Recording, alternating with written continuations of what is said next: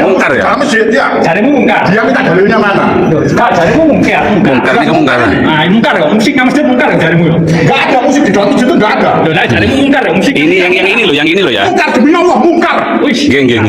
Ini Pak, ini Pak. Ya Allah. mungkar ya. Ya wes, terus kamu hujahmu apa? Kalau enggak mungkar, hujahmu apa? Ya tadi Sunnah, wajib. Iki kan Di agama cuma dua, sunnah sama wajib. Enggak ada lagi. Ini duduk Pak, ini marah-marah Pak. Masjid itu punya orang muslim. Hah? Enggak. Assalamualaikum warahmatullahi wabarakatuh. Alhamdulillah wassalatu wassalamu ala rasulillah wa ala alihi wa sahbihi wa man walah amma ba'du.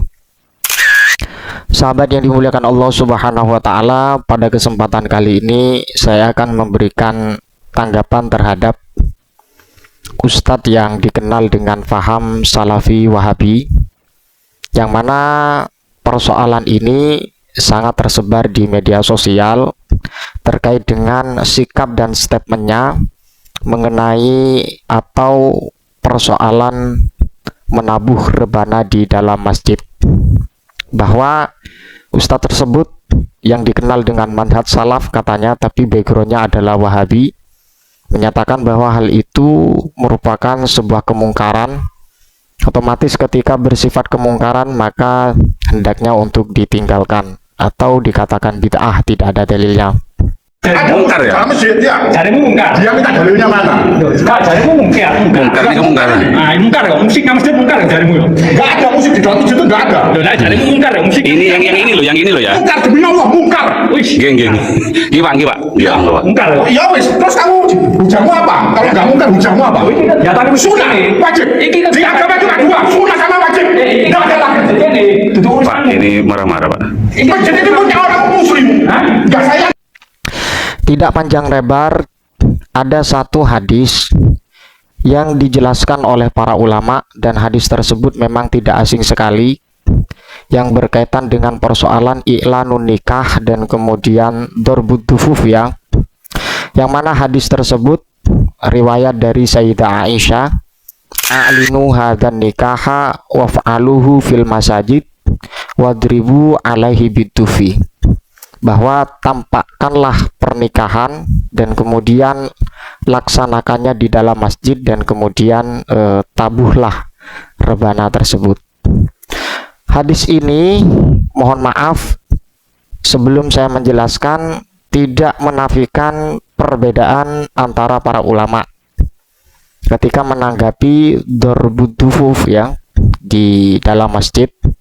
Ini secara literatur dan apa yang disampaikan oleh para ulama terdapat perbedaan.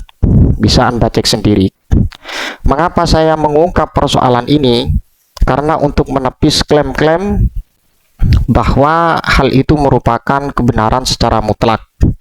Maksudnya kebenaran secara mutlak bahwa menabuh rebana itu merupakan sebuah kemungkaran yang secara mutlak yang harus ditinggalkan. Sebagai bentuk perbandingan bahwa ketika persoalan ini dalam ranah khilafiyah atau ikhtilaful ulama, maka tidak pantas untuk mengklaim merasa benar dan menyalahkan amaliyah seseorang. Kembali kepada poin, yaitu hadis yang berupa a'linu hadzan nikah waf'aluhu fil masajid dan kemudian watribu alaihi bidufi. Dalam kitab Fatawa Al-Kubra Al-Fiqhiyah, saya ambil poinnya saja, dan perlu digarisbawahi bahwa klaim tersebut ketika menyalahkan orang atau golongan yang senantiasa eksis masih melaksanakan rebana di dalam masjid, ini dalilnya. An Aisyah radhiyallahu ta'ala anha anna nabiyya sallallahu alaihi wasallam qol a'linu hadzan nikaha waf'aluhu fil masajid wadribu alaihi bidufi, bahwa hadis ini tampakkanlah pernikahan dan kemudian laksanakannya di dalam masjid, dan kemudian lakukanlah pemukulan rebana. Wa fihi ima'un ila jawazi darfid dufi fil masajid li ajli dzalika fa'ala taslimihi yuqasu bihi ghairuhu, bahwa hadis ini sebagai bukti atau sebagai tanda jawazi dzarfid dufi fil masajid. Hukum diperbolehkannya menabuh rebana di dalam masjid. Li ajli dzalika fa'ala taslimihi yuqasu bihi ghairuhu. Jadi begini, persoalan-persoalan yang bersifat khilafiyah, ada silang pendapat para ulama terkait dengan ad-dufu fil masjid, menabuh rebana di dalam masjid.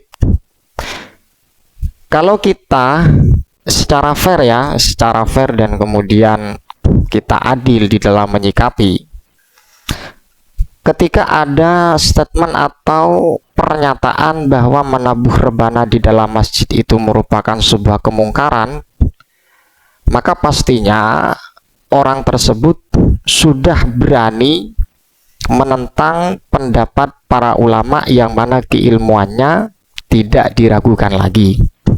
Karena apa? Karena dari berbagai literatur secara spesifik membahas tentang otentisitas hadis, maka kita perlu juga menganalisa apa yang menjadi istidlal para ulama. Secara khusus, yaitu hadis a'linu hadzan nikaha waf'alu fil masajid wadribu alaihi bidufi. Bahwa hadis ini secara teks dan kemudian secara sharih, kalau kita lihat analisa yang disampaikan para ulama, fihi imaun ila jawazi dzarfid dufi fil masajid, bahwa ini merupakan indikasi kuat kebolehan menabuh rebana di dalam masjid. Jadi seperti itu, tanpa kita menafikan pendapat ulama yang mengharamkannya. Karena apa? Karena ada juga dalam kitab fikih bahwa hadis ini fil masajid ini bukan di dalam masjid tapi kharijal masjid, di luar masjid. Jadi dari berbagai sumber atau referensi, para ulama itu memberikan istidlal hukum sesuai dengan ranah kajian usul fikih, maka hukumnya ada yang mengharamkan dan kemudian ada yang memperbolehkan. Bahwa klaim merasa benar sendiri itu merupakan kesalahan besar dari kelompok Salafi Wahabi. Jadi seperti itu. Kalau kita fair atau adil membahas apa yang disampaikan para ulama. Jadi seperti itu. Mudah-mudahan bermanfaat dan juga bisa memberikan pencerahan lah. Kalau memang dianggap pencerahan, kurang lebihnya saya mohon maaf atas segala kekhilafan dan kekurangan. Ini merupakan satu literatur yang sebagai bentuk perbandingan muqaranah kepada kelompok atau secara spesifik Ustadz Salafi Wahabi yang berstatement secara tegas menabuh rebana adalah hukumnya haram dan mungkar, tidak ada dalilnya. Wa akhiran, assalamualaikum warahmatullahi wabarakatuh.